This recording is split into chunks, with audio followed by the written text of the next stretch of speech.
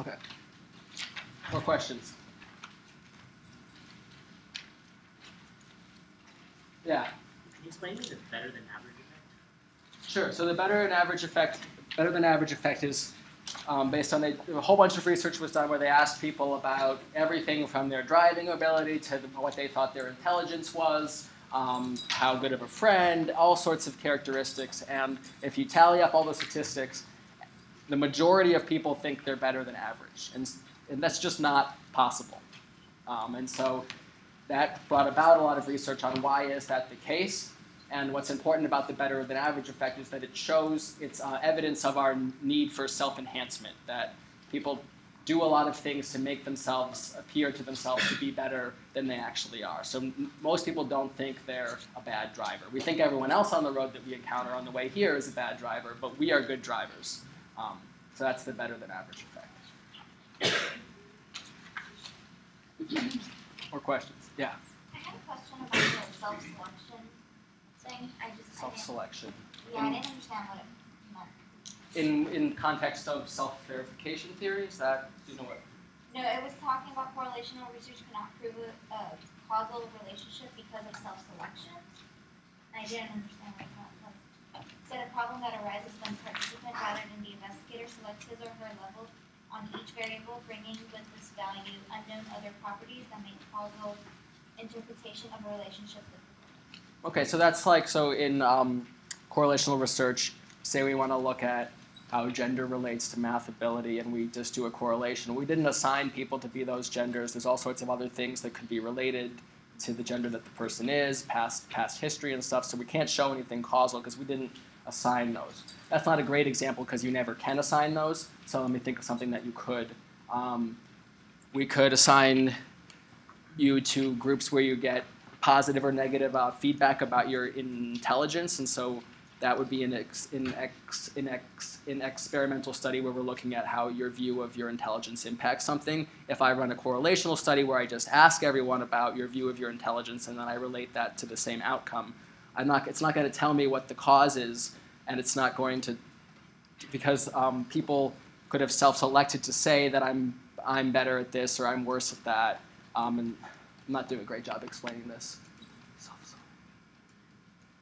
But the idea is that people can be in those groups for reasons other than why you think they're there. And it's different when we assign someone in a study. It's totally random. It's because we put them in that group, and so there's not variance accounted for by some other thing.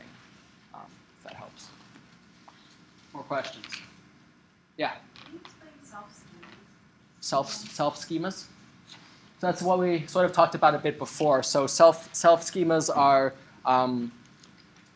ways, it's kind of like a self-concept, but it's more of a script or a role that you go by. So you can have a self-schema for when you're on a date or for when you're with your mother, and it's kind of the roles or scripts that get played out. And what's important about schemas, we have them for ourselves and we have them for all sorts of other things as well, for our relationships, is that they help us to interpret the world and take all the information and kind of narrow it down and know what we're supposed to do. So a schema is like a script or that we're following in different types of situations. And when it's related to the self, it's related to specific self concepts. Yeah. Don't schemas like affect the way you perceive like the world and also how you perceive yourself? Like if you have a schema that like, oh, I'm like a good student, and then you get like a bad grade on a test, like you're gonna maybe make an excuse for that because it doesn't align with your schema that you're smart and you're a good student. Yes. Is that like how it would function? Yeah, that's absolutely true. Yeah, and so that speaks to the point of the idea that a self-schema helps us to interpret or narrow down information. So if I have another place where there's a lot of research on schemas is in relationships. If I have a schema of I always get rejected, no matter who I go out with, they're just going to reject me no matter what I do. That's a schema, and then that often leads it to actually happen that way because I'm expecting that, and so then I'm sitting on my date like this, and then she's like, well, what the hell is wrong with him? And then it never works out, and that's a type of schema that I have. Not actually, I hope not, but that's kind of how they work. So yes, they help you interpret the world. It influences what you remember, and how you behave in different types of situations. That's parallel self-concept? Yeah, so a self-schema is like sort of your script that you might have that's paired with a self-concept. So I might have a self-schema for me as a TA and that's also a self-concept. So they're sort of related. You wouldn't need to define one against the other. They're not separable in that sense. But when we're talking about schema, you're thinking more about what does this role tell me to do? How is it influencing how I interpret information? When you're talking about the self-concept, that's kind of more broad. It could include the self-schemas, but it's just a way of like referring to these different aspects that we have. Yeah. In that example you just gave about I have a schema for when I go on a date, I always get rejected. How does that differ from a self-fulfilling prophecy? It doesn't. So that's one type of a self-fulfilling prophecy that could also relate to a self-schema. You could have self-fulfilling prophecies that aren't related to the self, but again, this is one of those areas where it's kind of hard to tease apart. There's sort of different terms for related concepts, but absolutely, it's a self-fulfilling prophecy.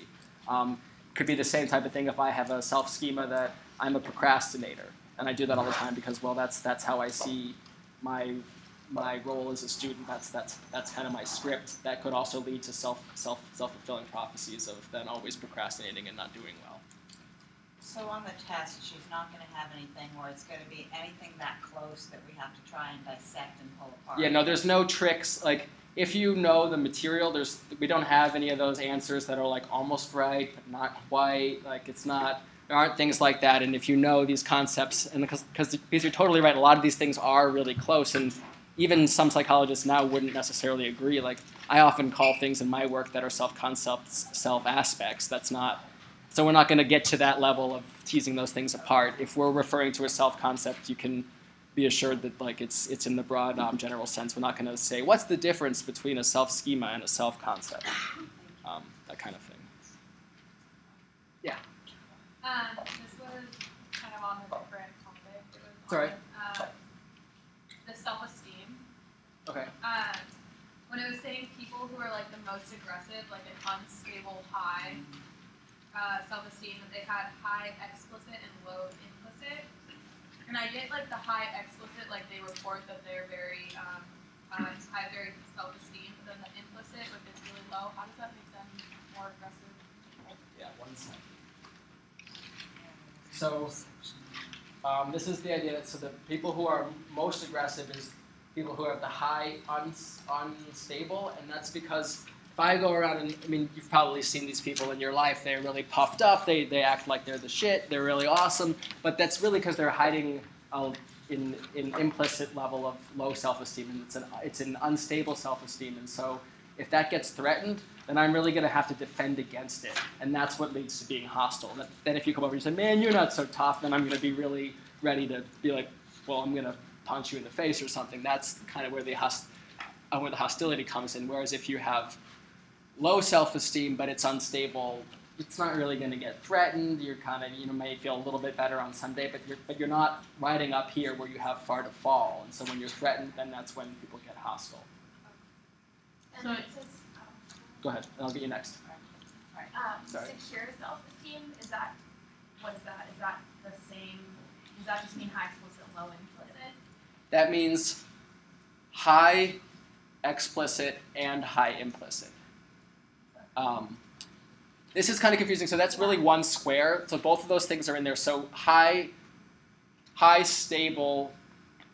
This is why she redrew it in class. This is confusing, but Okay, yeah. what she's going for is, or what we're.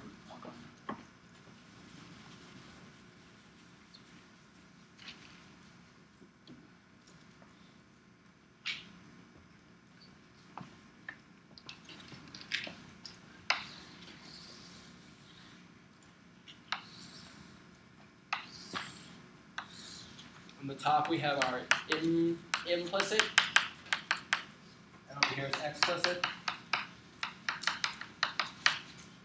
Low implicit, high explicit,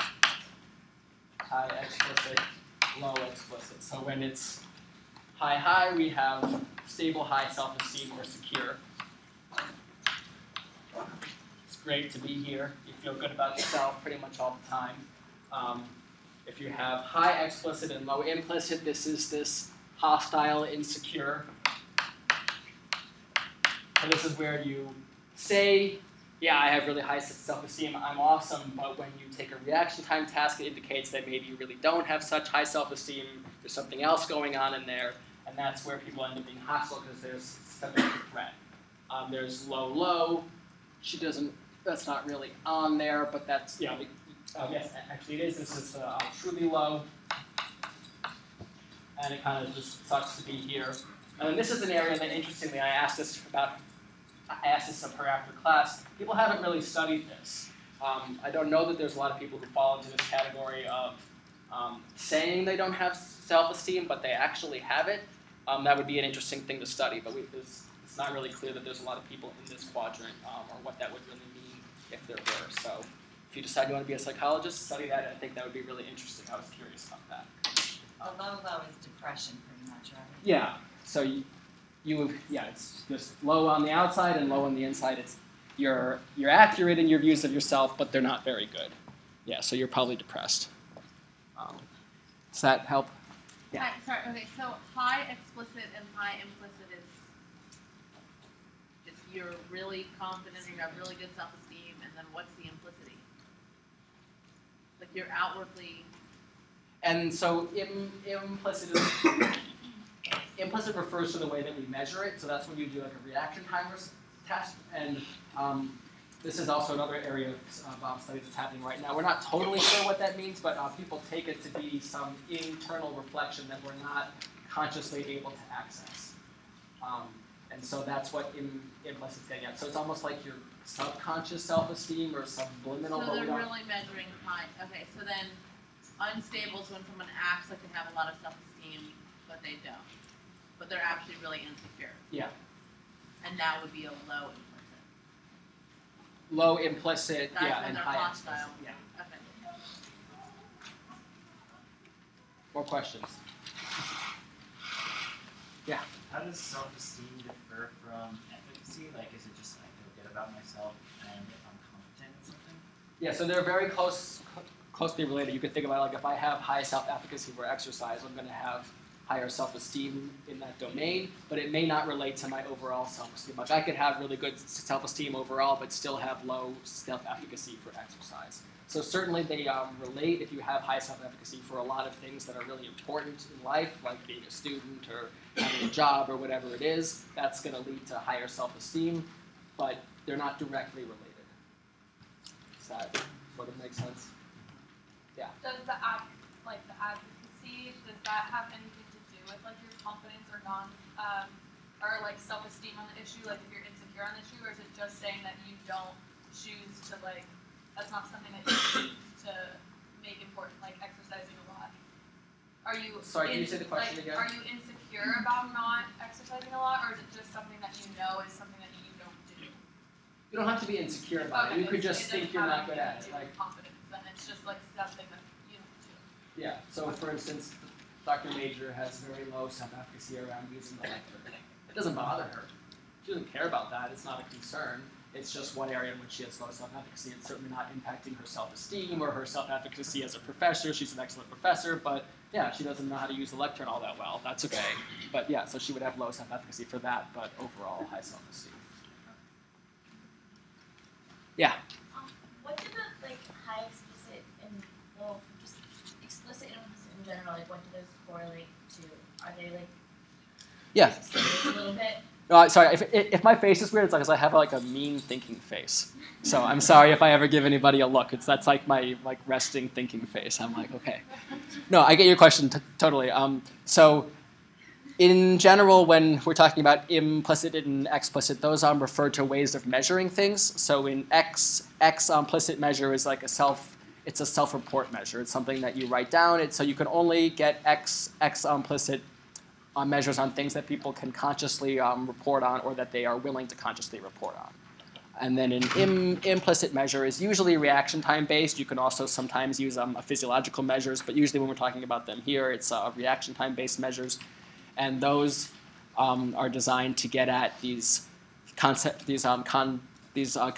that you either can't or won't report accurately on. So they're often used for race, because for a lot of reasons people won't necessarily say what their real views are on that, and so people will show in their implicit attitudes kind of more what they're, I wouldn't say true, because it's just a different measure, and it correlates with different things. But it's a different way of measuring attitudes about either the self, in the case of self-esteem, or about other things in the case of like race-based IATs or gender-based IATs.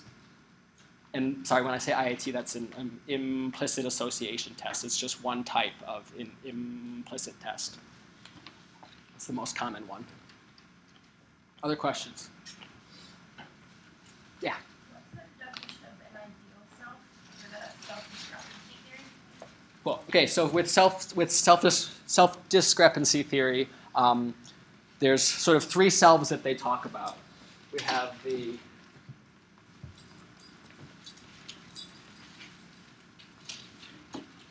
ideal,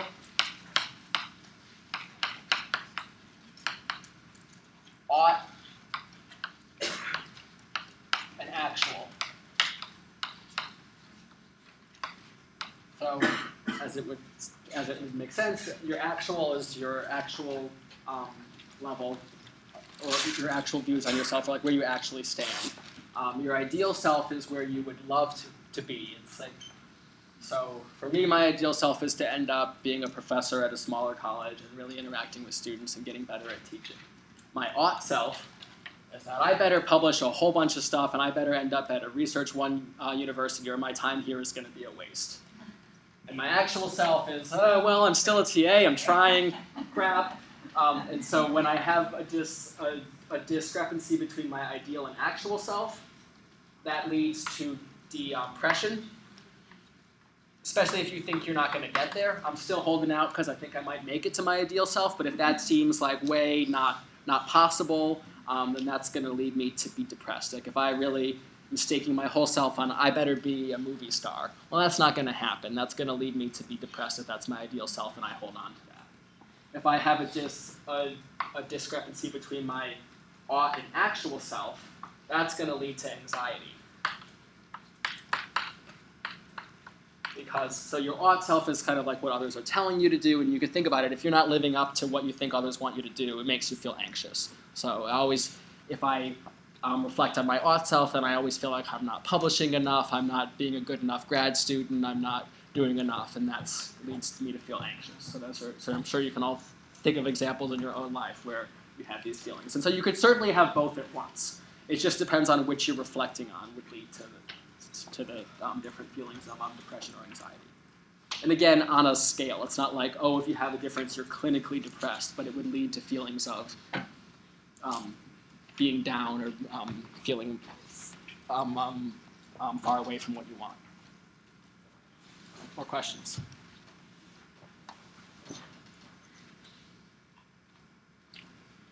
Oh, sorry. Can you just briefly go over the self-verification theory? Sure. So we talked a little bit before about self-enhancement, so our need to feel good. And when that was coming out, there was also this guy, Bill Swan. He's one of my favorite psychologists ever. He's super old now and still doing awesome research. So he has a theory called self-verification theory, and he says, hey, it's not that we want to feel good about ourselves necessarily. It's just that most of us have positive self-concepts, so it looks like we all want to feel good about ourselves. What we really want is to be consistent. We want people to see us the way we see ourselves. And so he believes that we seek out situations that allow us to be ourselves and to get treatment like that. Like I don't like to hang around people who see me in a way that I don't see myself. I'm trying to think of a good example. Here's one. So I definitely have a self-concept as a nerd. Like, I don't mind that. I like that. I dated a girl for a while who thought I was cool and would take me out to go to cool places, and I was not self-verifying. It was weird, and even though that should have made me feel better to be out with cool people, it didn't, because it was like, you don't know me. Like, this clearly isn't going to last, because you're clearly not seeing a key part of myself. So that's the idea of self-verification is you want to be around people who see you as you see you, even if that's not necessarily the best thing or the self-enhancing way to go. But it's cool to be a nerd.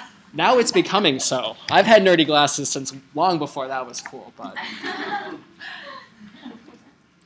does that help with self-verification theory? Okay, cool. Yeah. Can you talk about it's slide 10, I think, in the same slideshow. Slide 20 with fasting or suffering, and it says it dependent on 3 different factors. Our performance relative to others, and then it kind of goes like the frog pond effect and like all of that different stuff. Yeah, so just talk about this. Closeness to the other self, like I don't know. Sure. So this is here what we're talking about. I'm just going to back up a few. So here we're talking about Tesser's self-evaluation maintenance model, and this is a cool one. So this is where it talks about either basking or reflecting in other people's achievements, and so this is a theory about social comparison. So how we make comparisons and how that leads us to feel in these different, depending on the type of comparison. So the slide you were talking about, go down. So there's 3 factors that influence this. There's how our performance is relative to others. So did we do better or worse than, say, my brother? How close you are to that person? So whether it's my brother or just a friend or just an acquaintance. And the importance of the domain to yourself. So how important it is to me. Go ahead. So the other self is your brother in that case? Closeness of other, yes. So the other is the target of comparison. So whoever the other person you're comparing against. So how you feel about them, how they feel about you, and then how you feel about it. Well, not so much how you feel about them. So the first one is how I perform about them. And so I'll use another personal example. So my roommate is also a grad student, and he's like perfect. He gets up at 5 every morning, and he's on campus by 6, and he studies all the time. So I often feel that my performance is worse than him, at least in terms of number of hours studied. But we're roommates, so we're really close to one another. But then thirdly, the domain of being a good grad student is really important to both of us. So this is an area where it's not really clear which direction that's going to go. So this is a place where that would be hard for me. Either I'm going to feel bad about myself if my performance is worse and I'm close to him and the domain is important, or I'm going to either distance myself from him. That would be really sad. Or I'm going to say, well, that's not so important to me. And that's sort of what I'm, but it's not like it's not important to me to be a good grad student, but you say things like, well, it's not important to be on campus that early. He must be crazy, or you make other attributions. So that's kind of, so these are the 3 areas where those different factors come into play. And so if you're really close to someone and they do well and the domain is not important to yourself, so if my sister is an amazing dancer, that's not going to reflect on me. I'm going to bask in her glory. And the other one was suffering. So then, in the example of my roommate, I would suffer if I don't distance myself from him or change the priority of the domain. Does that make sense? Yeah. More questions? Yeah. Can you discuss the utility of like the central route and the peripheral route? For persuasion? Yeah. So this is what we got to just at the very end of class. And so the idea here is that there's sort of 2 different routes you can get that you can persuade someone through. And how successful each is going to depend a lot on the person's motivation and the number of resources they have to listen to your message. So if you're just watching TV and eating popcorn and chilling out and you don't really care about this topic, then a peripheral route, which you often see in advertisements, is likely going to be persuasive. So we're going to use attractive people, or we're going to try to really get you by saying, well, these doctors are using credibility, things like that, to try to get you to believe it. If it's a really important issue to you, then I'm going to have to try to get you through your central route. And so there I'm going to try to really make a logical argument. I'm going to really try to convince you. You're going to weigh the facts because you're motivated and you have the resources to do so. So those are the 2 different routes. And so which is going to be effective is really going to depend on the situation and the person who is listening and how important the cause is to them and how motivated they are. Yeah? Does that also have anything to do with the type of personality that they have? Like if they're generally easily persuaded people versus if they're kind of just nonchalant about most things? Yeah, I think it could.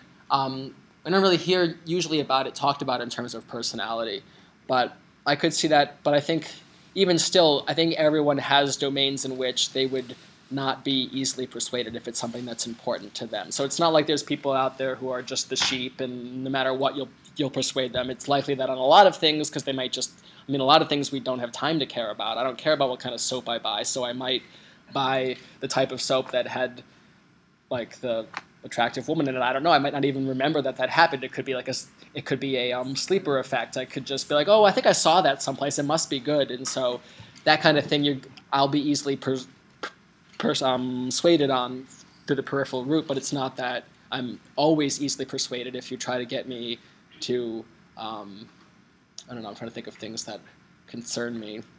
Well, like for my dog's food, for that I'm much more motivated to read the list of ingredients, weigh the product, and come to a more logical conclusion about which one to buy. I'm not going to be as persuaded by how hot the dog owner in the commercial is.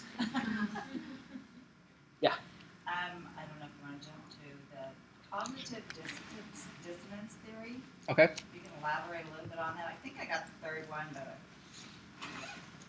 the effort.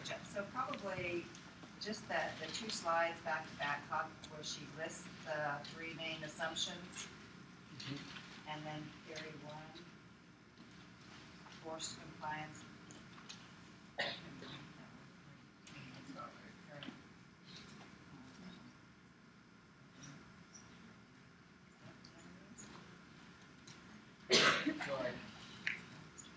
Here. Yeah.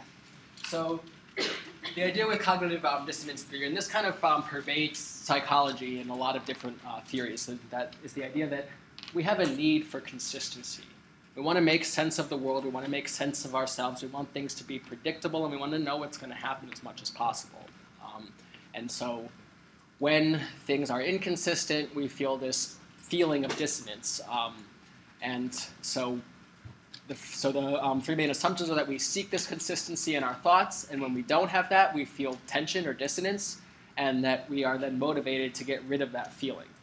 So those are the three assumptions, but really it's 3 steps. It's we want this consistency. When we don't have it, it feels bad, and then we try to do something about it. And so then she talked about a couple different studies. There's the Festinger and Carl Smith study. I'm familiar with a different iteration of it, but there was a whole bunch of studies run. I believe the example she gave was they did something really boring. I've read about it where they drank a really nasty liquid. So people came to a study, and they had to do a taste test, and really they were tasting like some really like nasty, unsweetened lemonade. And then the experimenter says, hey, would you do me a favor? You don't have to, but it would really help me out. Could you tell the next person that this actually tasted really good? I really need more participants, and people aren't signing up. I'll pay you $5 or $50, depending on the condition. And so the idea is that she was drawing diagrams like this. Here's the liquid tastes nasty, so like the drink. This is what you think of the drink. I think how you put this in a diagram like this. What you told them. And then actually think of the drink. So this is actually just you. Ugh, no, I can't put it in this diagram. You won't have to do that part. You're always supposed to do that, but it always seems confusing to me when there's too many different parts. She's got one here with the $1 and the 20. Yeah, I can do it with those. Yeah, so no, I But the idea in this one is that if you think that you told someone something for no good reason, so I told them that it tasted good, and I can't come up with a good reason for that. They only paid me $1 or $5 or whatever it was. Then I'm going to say, because I don't like to lie to people. Now I'm going to tell myself that it actually tasted better than it did, and so I'm going to rate on this other thing that it tasted good. And so in the other example, if it was really boring, if they paid me a lot of money to tell them it was boring, well, now I have a justification. I'm not a liar. I just did what anyone would do. Anyone wants $50. It's no big deal. And so I don't feel any dissonance, and so I don't need to reduce that dissonance. So when they ask me later, how did the drink actually taste? I say, yeah, it tastes like crap. Does that help? Yes, thank you. Sorry for confusion on the diagram. Yeah. So with that, is that you try to find some way to justify it to yourself, basically? Because with the $5, you're justifying it with like, well, it might have actually tasted good, and with the other ones, like you actually had a good reason to lie. So is that like either Yeah. way So you're justifying it? So either way you're justifying it. It's just that one of them, the justification was provided by the situation, so you didn't need to reduce any dissonance that was done for you. Yeah. So that's like one of them is an internal justification and the other one is an external justification? Yeah. So when you're doing dissonance reduction is when you're doing an internal one. When you change your attitude to fit with the behavior you did, and that's why we talked about it in the section on attitudes. Is it's one way that, in fact, our behaviors inform our attitudes. The example the professor when I learned about this first gave was, say you're waiting in line for a movie and it's opening night and you've waited forever, and then you go in to see the movie and it actually wasn't very good, but you waited so long. You got to tell everyone it was awesome. I mean, it better have been awesome. I spent all night when I should have been studying for an exam waiting for this movie. So people who have to wait longer for things often like them better. She gave the example of the fraternity or sorority. If you have to work really hard to get in, you're going to justify that to yourself. And so then your attitude actually comes from that behavior. The fact that you joined that sorority and did all of that work to get in now has changed your attitude about that. And so that's the important thing about dissonance. So, Yeah. so just the tension is, I guess the dissonance is the tension pretty much. So your Mhm. tension is higher when you're only paid $1 versus your tension is lower when you pay the greater amount. That now makes more sense. Absolutely. That makes more sense. Yeah. How is this theory different from the self-verification track?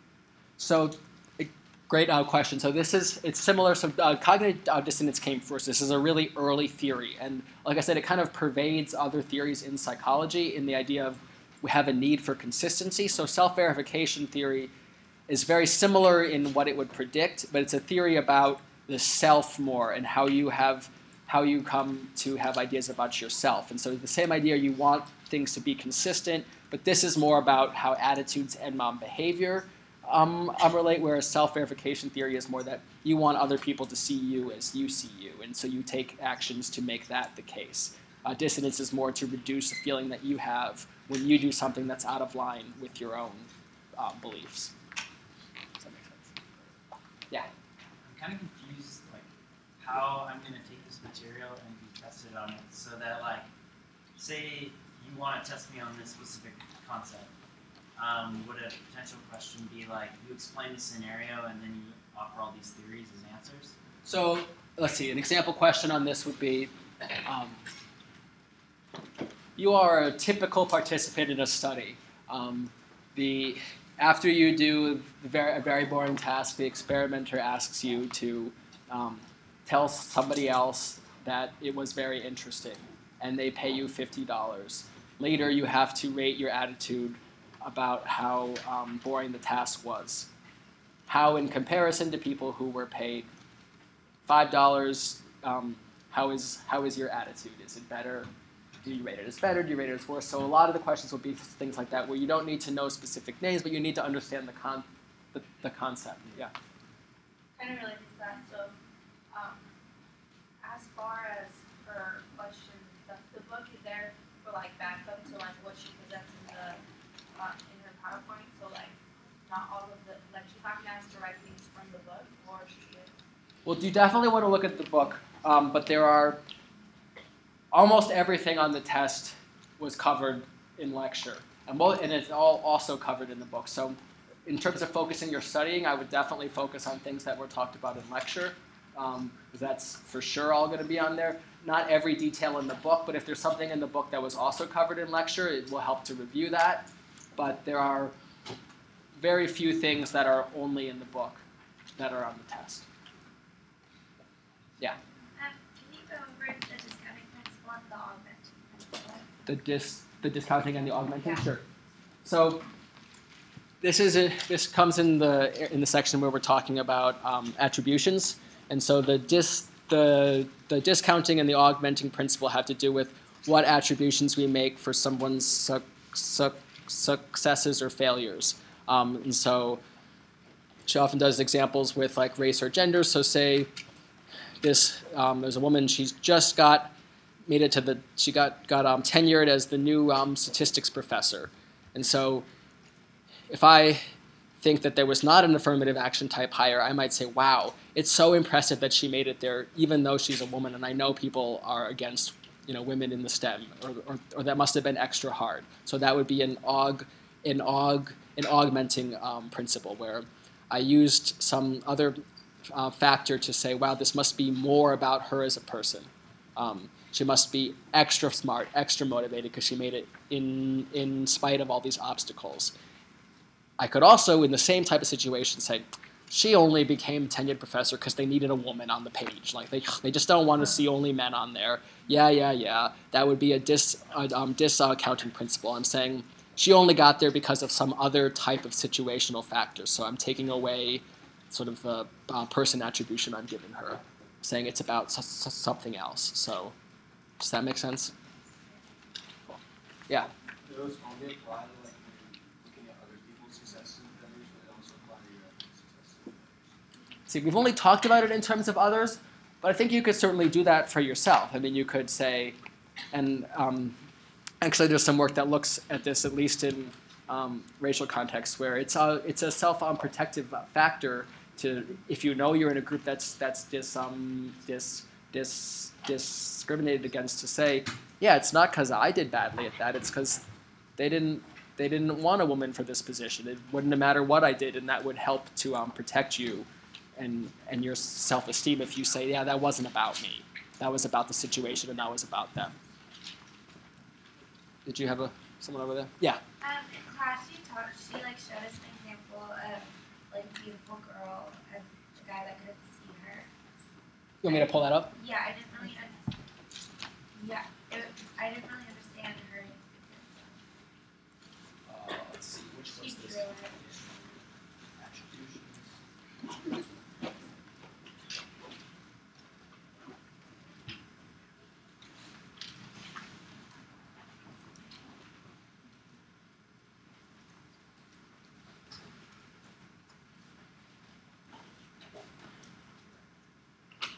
I don't remember where that was.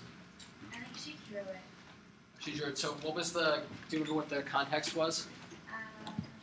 Um, It's talking about the study where they were.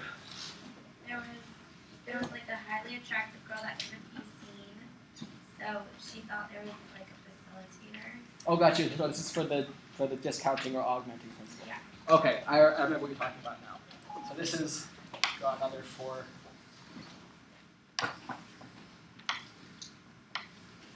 Oh, this is. On this side, we'll have the woman's view of herself. So if she thinks she's highly attractive, high attractiveness, low attractiveness.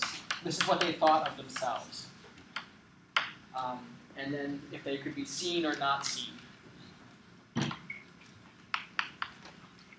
I can't remember the exact context, but it was something like there's a male rater on the other end of the phone, and or not on the other end of the phone. He's reading her essay, and so if the person was highly attractive and she thought that he could see her and he gave her positive feedback, she's not going to take that as strongly. So she's going to discount that because she knows she's very beautiful. She figures he's just giving her good feedback because he likes the way she looks. It's not about her essay.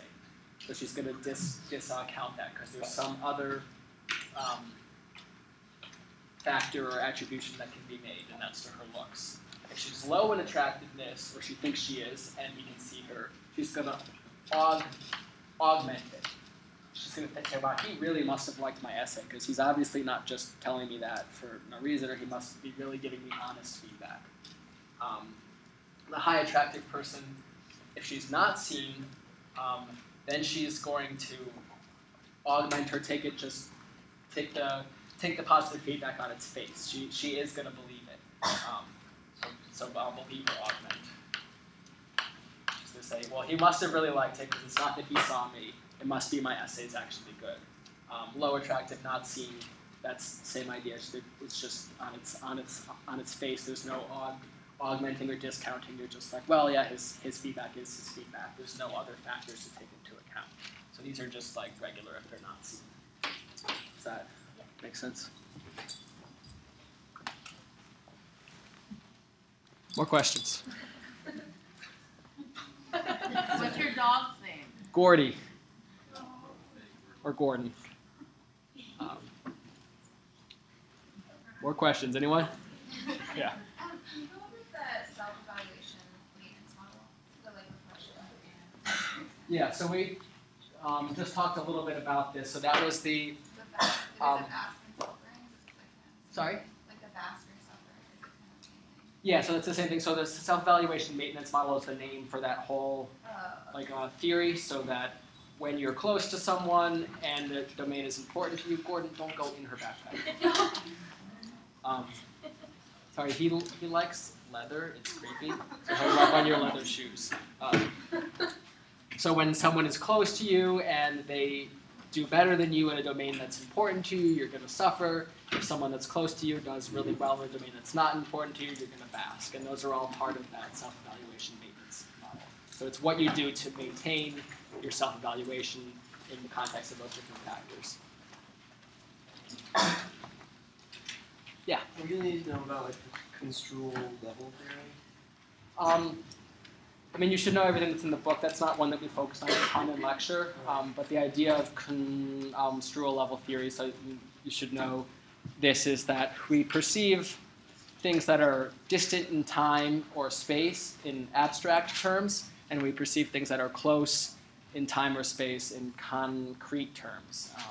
And when you can, in a lot of studies, they will prime people to think in abstract or concrete terms. Like they'll have a big H and it's made up of a bunch of little I's, and they tell you to focus on the small letter, and that gets people to think in more concrete terms. And then later, if they ask them a question like,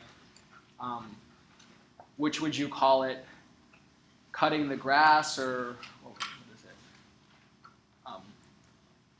maintaining the yard or cutting the grass, if you've been focusing on the small thing, they'll call it cutting the grass because that's like a lower level thing than maintaining the yard is the more abstract level of thinking. So if that makes any sense. So things that are close in time or space, we see in concrete terms. Things that are far in time and space, those we see in abstract terms. Yeah. I was kind of confused about for the monitoring, like a high self-monitor versus a low self-monitor. Yeah, so that's it. Yeah, so this is Mark Schneider's theory of self-monitoring, that people who are high in self-monitoring really are watching themselves in all the different situations and adjusting their behavior accordingly to the different social norms. So those are people, and it's not that they're inauthentic necessarily in doing that, but they're very sensitive to what type of situation they're in. You know, they're gonna dress appropriately for church or for hiking or for whatever it is. They're gonna make sure they have the right thing. They're gonna be behaving differently in different circumstances. People who are low self-monitors are really gonna be the same across all different circumstances. Like, I have a friend, and no matter what, he wears the same black t-shirt and jeans, and he kind of acts the same no matter what we're doing. It doesn't matter if he's giving a really important talk. He's not going to dress up. He's going to wear the same thing, and he's going to act exactly the same. He would be a low self-monitor. And it's just, there's terms for that were in the slides. There was, let's see, pragmatic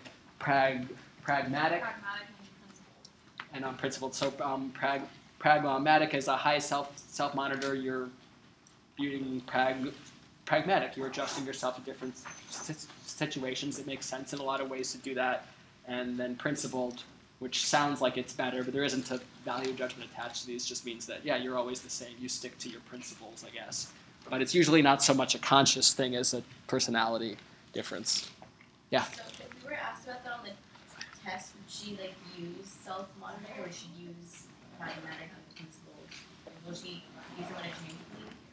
I mean, so we're not going to try to trick you by using one or the other. I would say know all of those different terms, but for the most part, the questions will be set up such that, tricky things like pragmatic or principled would be used in the question, and then the answer would be something like low or high self-monitoring or self-monitoring theory or something like that. Like there's not a lot of memorization that needs to be done. If you really know the concepts, that will come, but certainly I would know all those terms and know what they mean and that kind of thing. I don't know if that helps.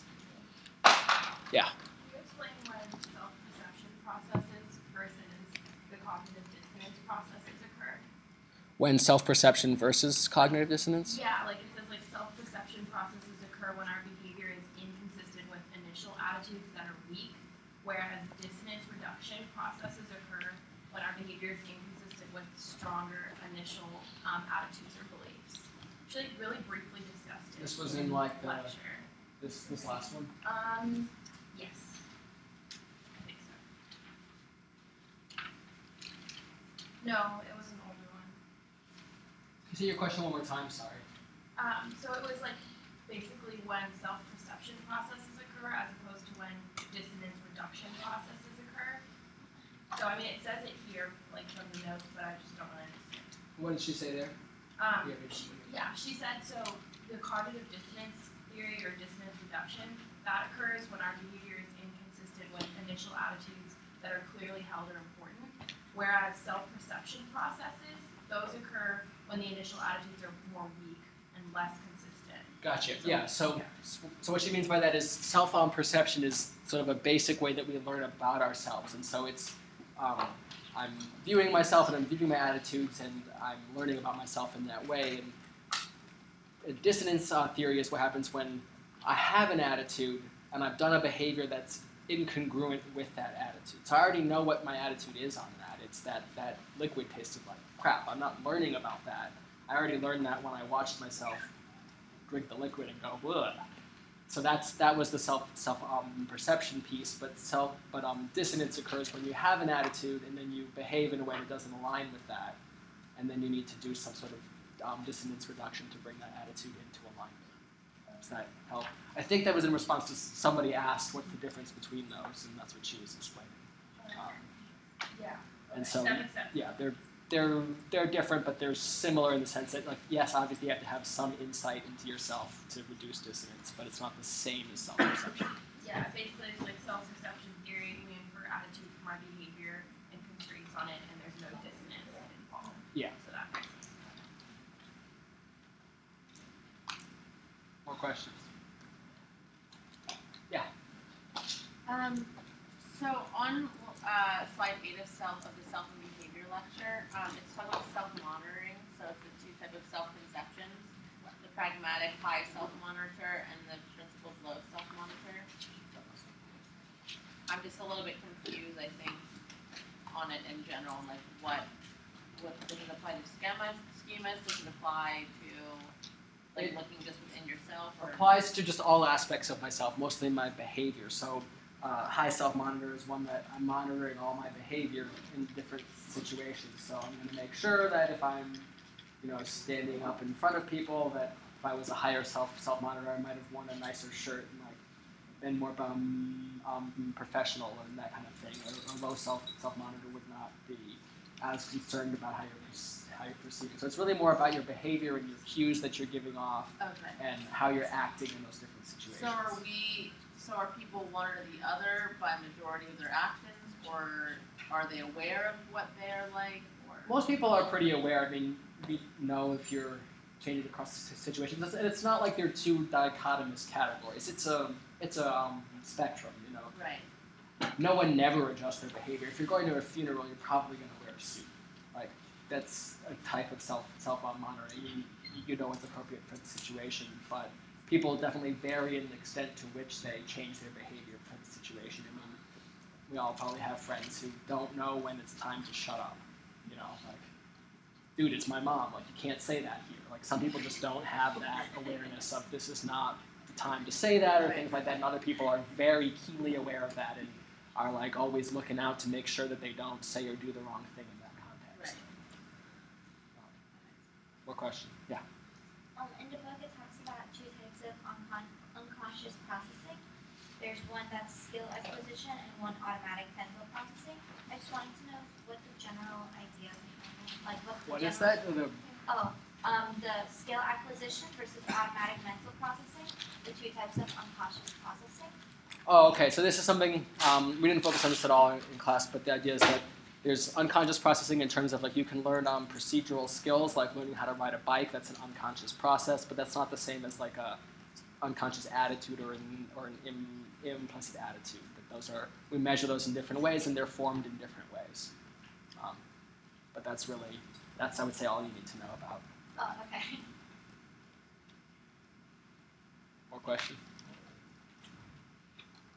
Yeah. Can you explain Bowlby's attachment theory? It's under like self-esteem and where self-esteem comes from. Sure. So Bowlby's attachment theory is another really classic. That's okay. It's another really classic psych theory, and so this is the idea that our attachment styles, or how we approach different types of relationships and how we see ourselves in those and how safe we feel in relationships, all goes back to our early experiences with our primary caregiver, so usually the mother.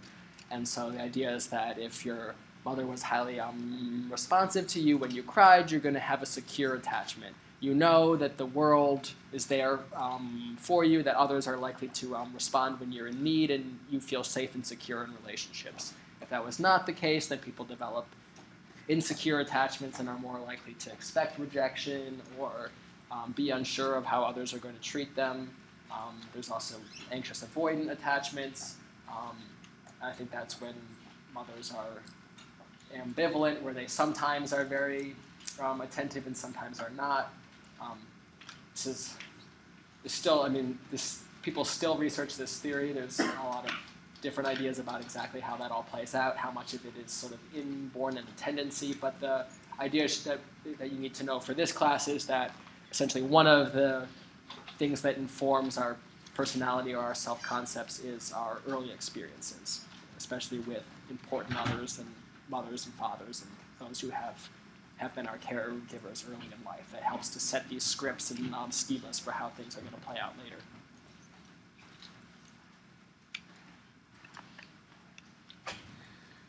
Anybody else? Yeah. Can I ask one general question? Sure. So do you think tests will be like focus more on the application of the term or like definition of the term? There's definitely some of both. You definitely want to know how to define terms, like you would want to know like what is the self-evaluation maintenance model that we just talked about. So there might be a question that sets it up like there could be questions that say the definition and then ask you for which one that is. It might say self-evaluation maintenance, self-verification theory, self-perception theory, and you have to pick which one matches that definition. Or it might be one, like I kind of mentioned before, where it sort of talks about the study and then asks you to say what the outcome would have been. So you don't need to memorize any studies because they'll all be like the case of, it doesn't really matter which dissonance study it was, whether the liquid tasted bad or the task was boring. If you know what dissonance is, you're going to be able to arrive at the correct answer. So it's not like you need to memorize specific studies, but knowing the concept and how it's applied. So definitely both definitions and how the theories are applied. But the really specific names and dates or details of studies, you don't need to know that. I don't know if that helps, but what question? Anything?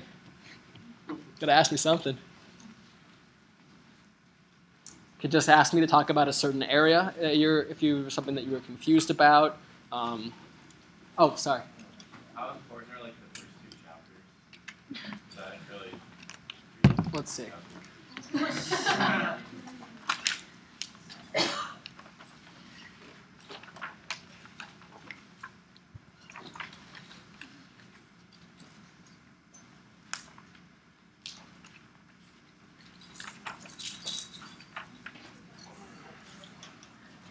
Well, so chapter 1 talks about defining social psychology and what's most important about it. So you'd want to know some of those things. We covered a lot of that in lecture. Kind of like what's the point? Where was our field born from? What were some of those major classic studies? You